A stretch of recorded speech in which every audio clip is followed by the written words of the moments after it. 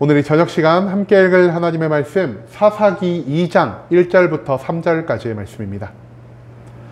사사기 2장 1절부터 3절까지의 말씀 총 3절이라 모두 다 같이 한 목소리로 말씀 읽도록 하겠습니다. 사사기 2장 1절 말씀부터 다 같이 읽도록 하겠습니다. 여호와의 사자가 길갈에서부터 보김으로 올라와 말하되 내가 너희를 애굽에서 올라오게 하여 내가 너희의 조상들에게 맹세한 땅으로 들어가게 하였으며 또 내가 이르기를 내가 너희와 함께한 언약을 영원히 어기지 아니하리니 너희는 이 땅의 주민과 언약을 맺지 말며 그들의 제단들을 헐라하였거늘 너희가 내 목소리를 듣지 아니하였으니 어찌하여 그리하였느냐. 그러므로 내가 또 말하기를 내가 그들을 너희 앞에서 쫓아내지 아니하리니 그들이 너희 옆구리에 가시가 될 것이며 그들의 신들이 너희에게 올무가 되리라 하였노라. 아멘. 오늘 이 시간 우리는 성공의 저주라는 제목을 갖고 오늘 우리가 읽은 하나님의 말씀 함께 나누는 시간 갖도록 하겠습니다. 반복되는 타락 속에서도 여전히 이스라엘을 구원하고자 하시는 하나님의 사랑이 드러나는 사사기 그 2장의 말씀을 갖고 함께 나누는 시간 갖고 있습니다. 오늘 본문 말씀 가운데에서 우리는 하나님의 명령에 따라 가나안 땅을 온전히 정복한 다음 이스라엘 백성들이 하나님께 어떤 모습을 보였는지에 대해서 배울 수 있게 될 것입니다. 그렇다면 가나안 정복이라는 이 아름다운 성공의 이면 가운데에서 이스라엘 백성이 어떠한 삶을 살아가고 있는지 우리가 오늘 본문 말씀 한 절 한 절 찾아보며 함께 알아보는 시간 갖도록 하겠습니다. 먼저 본문 1절 말씀에서 성경은 이렇게 기록합니다. 여호와의 사자가 길갈에서부터 보김으로 올라와 말하되 내가 너희를 애굽에서 올라오게 하여 내가 너희의 조상들에게 맹세한 땅으로 들어가게 하였으며 또 내가 이르기를 내가 너희와 함께한 언약을 영원히 어기지 아니하리니.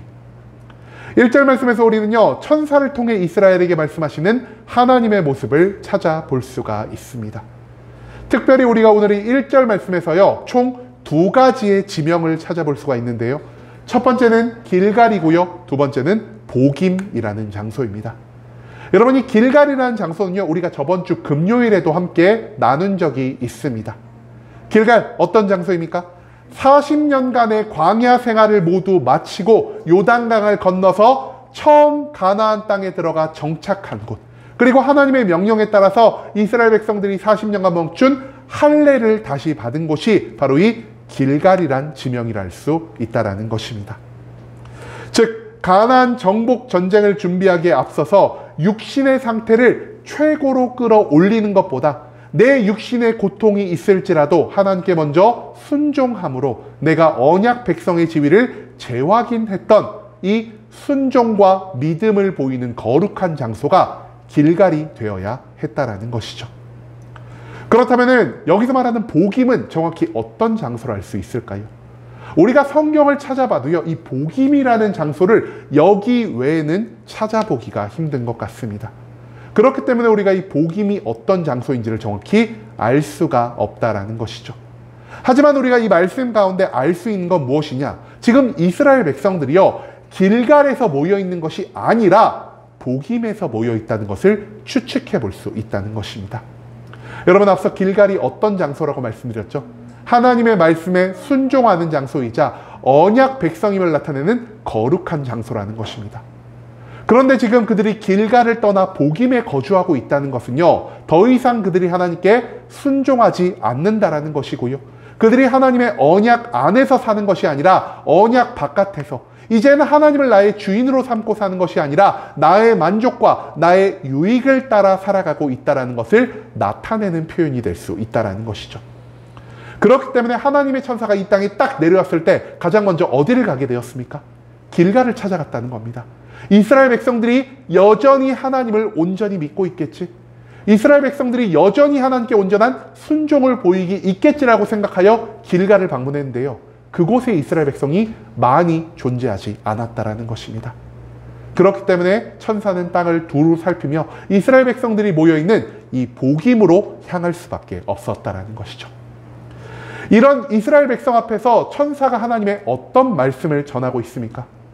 천사는요, 이스라엘 백성들에게 이렇게 말합니다.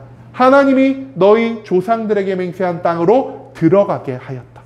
한마디로 하나님이 아브라함, 이삭, 야곱과 맺었던 그 세 가지 약속, 씨의 약속과 땅의 약속과 복의 약속 중 두 번째 약속인 땅의 약속을 가나안 땅을 정복하게 하심으로 모두 완성하셨다라는 것을 나타내고 계신다라는 것입니다. 그리고 천사는요, 하나님이 자신의 언약에 신실하신 분이시오.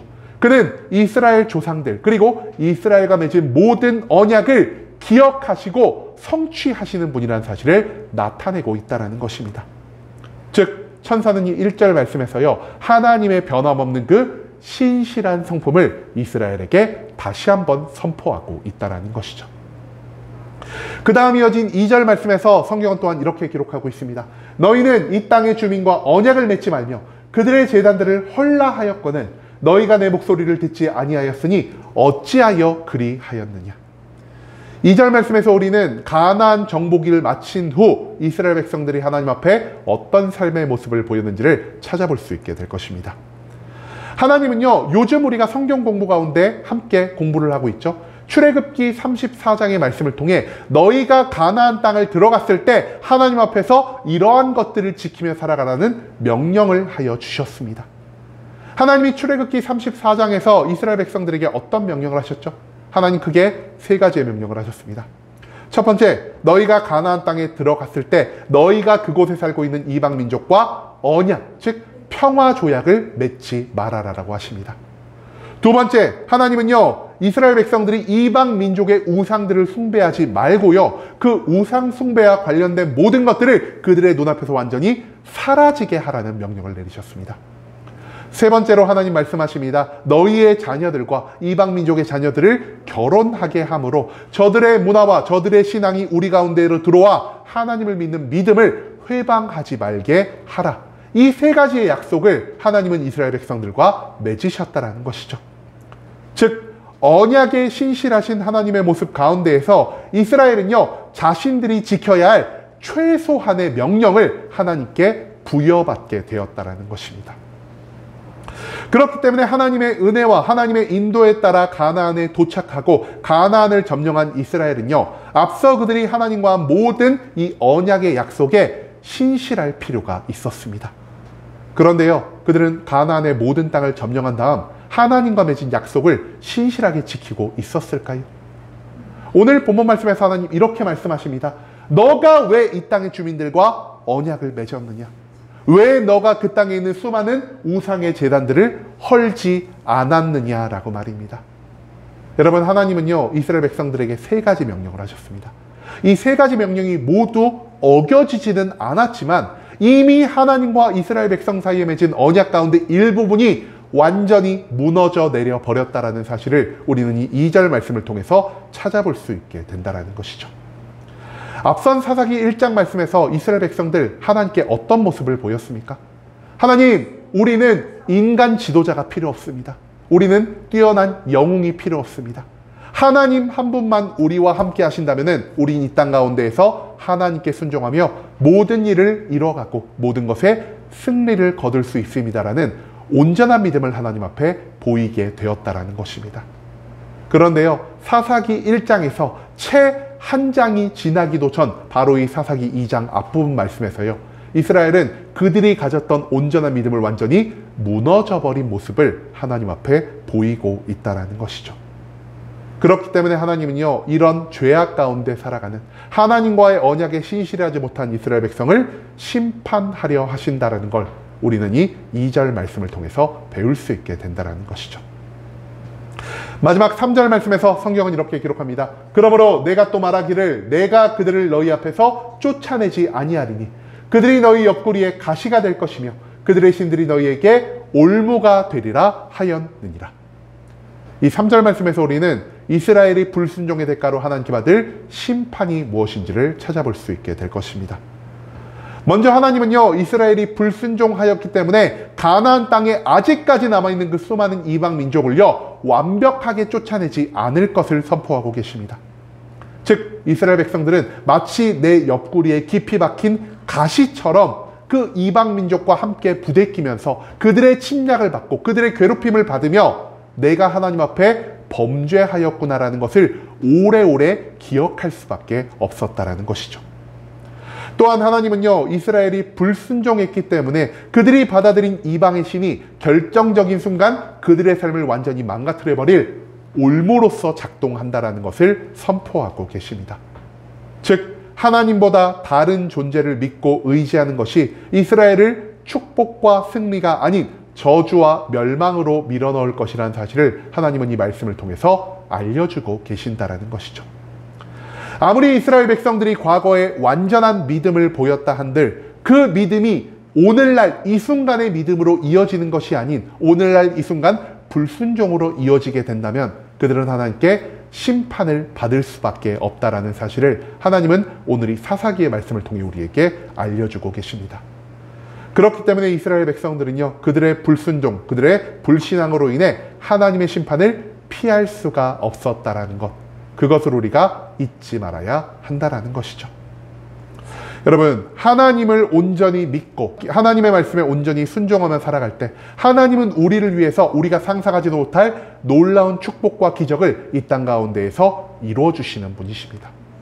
그렇기 때문에 인간의 지도자가 없는 이스라엘 백성들이, 인간의 영웅이 없는 이스라엘 백성들이 오직 하나님의 명령에 순종함으로 그 가나안의 넓은 땅을 모두 정복할 수 있었다라는 것을 우리는 앞선 사사기의 1장 말씀을 통해 찾아볼 수가 있게 되었다라는 것이죠. 하지만 가나안의 모든 땅을 정복하고 난 다음 이스라엘 백성들의 모습 어떻게 변화했습니까? 이들은요, 앞선 1장에서 보인 그 완전한 믿음에서 멀어져 하나님이 하지 말라고 명령한 이방 민족과 언약을 맺으며 살아갔고요, 이방의 우상들을 마치 하나님처럼 숭배하는 어리석은 죄악의 모습을 보였다라는 것입니다. 즉 이미 그들은요, 내가 이 땅 가운데에서 이루고자 하는 모든 것들을 이미 이루어냈고요, 얻고자 하는 모든 것들을 이미 얻어냈기 때문에 더 이상 하나님께 순종할 필요성을 느끼지 못했다라는 것입니다. 내가 하나님을 더 이상 필요로 하지 않자 그들은 하나님과 맺은 언약에 얽매 있는 것을 선택하지 않고요, 나의 만족을, 나의 유익을 하나님을 믿는 믿음과 하나님께 보여야 하는 순종에 더 앞서 두는 모습을 보이게 되었다라는 것이죠. 한마디로 그들에게 만들어준 하나님의 성공이요, 오히려 그들의 발목을 붙잡은 성공의 저주 가운데 그들이 살아가게 되었다라는 사실을 오늘 본문 말씀은 우리에게 선포하고 있다는 것입니다. 여러분, 하나님은요, 우리들의 과거의 믿음을 보시는 분도 아니시고요, 우리들의 미래의 믿음을 보시는 분도 아니십니다. 하나님은 언제의 믿음을 보시는 분이십니까? 바로 지금 이 순간 현재 우리들이 하나님을 온전히 믿는지 하나님을 온전히 믿지 않는지를 바라보시는 분이 바로 하나님이라는 것입니다. 그렇기 때문에 이스라엘 백성들이 아무리 하나님을 잘 믿었다 한들, 이스라엘 백성의 조상들이 하나님과 온전한 언약을 맺고 살아갔다 한들 그 믿음이 오늘날까지 온전한 순종으로 이어지지 못하고 오히려 그들의 배신을, 오히려 그들의 불순종을 만들어내고 있다면 하나님은 그들의 조상을 생각하지 않으시고 그들의 불순종만 보시며 즉시 그들을 심판하시는 분이라는 사실을 오늘 본문 말씀 가운데에서 우리는 잊지 말아야 한다는 것입니다. 과거의 믿음과 과거의 영광에 취해 지금 당장 나의 삶 가운데 있는 승리와 성공에 취해 나의 믿음을 과신하고 하나님께서 멀어져 이제는 나의 만족에 따라 나의 유익에 따라 살아가는 이 어리석은 모습을 보일 때 우리에게 앞으로 찾아올 것은 축복과 영광이 아닌 하나님의 심판과 멸망밖에 되지 않는다라는 사실을 하나님은 이 말씀을 통해 우리에게 알려주고 계신다라는 것입니다. 이제는 우리가 지금 어떤 믿음 가운데 살아가고 있는지를 한 번 더 돌아볼 수 있길 원합니다. 하나님은 옛날 나의 믿음을 바라보시는 분이 아닌 지금 나의 믿음을 보시는 분이라는 사실을 기억하며 예수님이 그러신 것처럼 어제나 오늘이나 내일이나 영원까지나 언제나 우리가 하나님 한 분만을 바라보고 믿고 살아가는 온전한 믿음을 우리 마음에 품고 살아가야 한다는 것을 우리는 오늘 말씀을 통해서 기억해야만 한다는 것입니다. 성공 가운데에서 믿음을 아예 잃어버리는 것보다 오히려 실패 가운데에서 나의 믿음을 온전히 유지하며 살아가는 것이 오히려 나를 축복과 승리 가운데로 인도한다라는 사실을 기억하시며 이 세상의 다른 어떠한 것보다 하나님께 순종하고 하나님을 믿는 믿음을 온전히 가지고 살아갈 수 있는 순복음 함께하는 교회 모든 성도님들이 될 수 있길 간절한 마음으로 소망하겠습니다.